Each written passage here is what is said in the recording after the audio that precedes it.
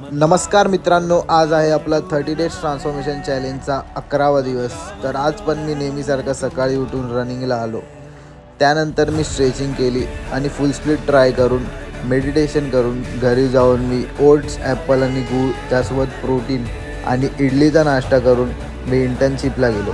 तिकडे दुपारी जेवायला 2 भाज्या, 5 चपात्या आणि सॅलड खाल्लं. दुपारी तिकडे खूप मुसळधार पाऊस सुरू झाला.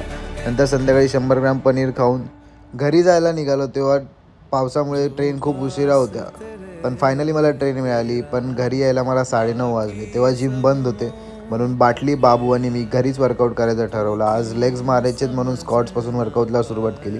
त्याचे 3 सेट, त्यानंतर लंजेसचे 3 सेट, हॅमस्ट्रिंगसाठी स्टीफ लेग डेडलिफ्टचे 3 सेट आणि काफसाठी स्टँडिंग काफ रेसचे 3 सेट मारून मी आजचा वर्कआउट संपवला. त्यानंतर घरीच थोडीफार पोजिंग केली.